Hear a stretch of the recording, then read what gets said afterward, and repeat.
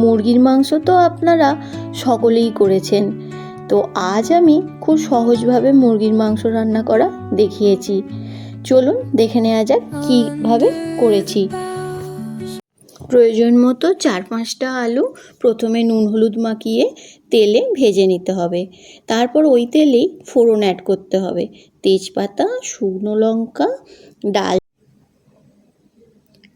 আর দেব লবঙ্গ 4-5টা, আর দেব একটা ছোট এলাচ আর কিছুটা জিরে।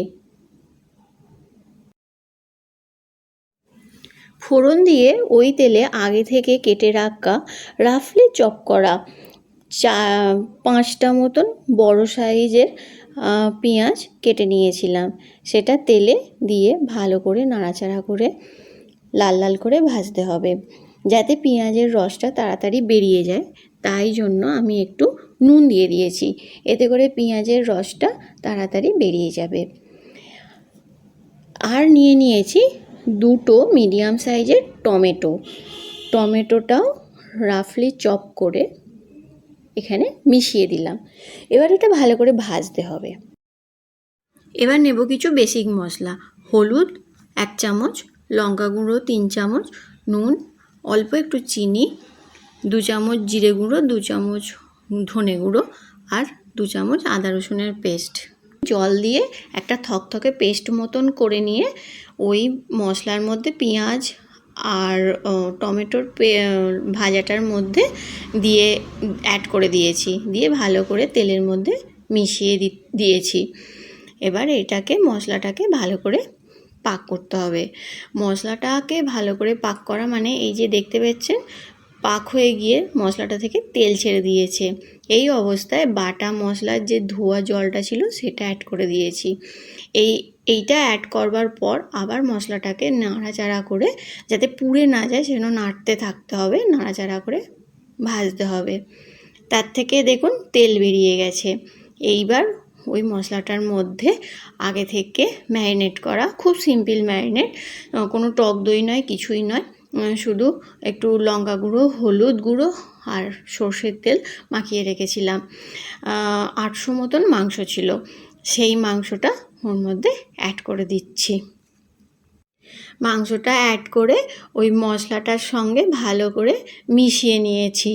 ভালো করে মিশিয়ে নিয়ে এবার আমি যে পাতিলটায় রান্না করছি সেটা ঢাকা দিয়ে রেখে দিয়েছি। এতে করে কি হবে, মাংসর মধ্যে যে জলটা আছে সেই জলটা বেরিয়ে আসবে। আলাদাভাবে মাংসয় কোনো জল প্রথম থেকেই অ্যাড করার প্রয়োজন নেই। এইভাবে পাতিলটায় ঢাকা দিয়ে রেখে দিতে হবে। দেখুন মাংসটা থেকে কি সুন্দর জল বেরিয়ে গেছে। ইতিমধ্যে আমি আগে থেকে ভেজে রাখা আলুটাও অ্যাড করে দিয়েছিলাম, দিয়ে আবারও ঢাকা দিয়েছিলাম। কিছুক্ষণ বাদে ঢাকা খুললে এরকমই জল বেরিয়েছে দেখতে পেলাম। বারবার ঢাকা চাপা দিতে হবে আর ঢাকা খুলতে হবে, খুলে নাড়াচাড়া করতে হবে মাংসটাকে, তাহলে মাংসটা থেকে আপনা আপনি এই জলটা বেরোবে। আর এই জলেই মাংসটা প্রায় 90% সিদ্ধ হয়ে যাবে। মাংসর মধ্যে থেকে যে জলটা বেরোচ্ছে তাতে মাংসটাকে রান্না করলে, পাক করলে মাংসর মধ্যে টেস্টটা খুব ভালো বেরোয় আর তেল মশলা খুব ভালোভাবে যোগ হয়। এই অবস্থায় আমি বুঝে সুঝে মাংসটায় অল্প একটু জল দিয়েছি আর টেস্ট মতো একটু লবণ অ্যাড করেছি। এই অবস্থায় চাইলে আর একটু জল দিয়ে একটু গরম মশলা আর ঘি অ্যাড করা যেতে পারে, এটা নিজের টেস্টের ওপর ডিপেন্ড করছে। আমাদের বাড়ির লোক এটা পছন্দ করে না, কষা খেতে পছন্দ করে, তাই আমি এইটা অ্যাড করলাম না। এবার 2টো সিটি দিতেই আজকের রান্না কমপ্লিট। দেখুন তো কেমন হয়েছে।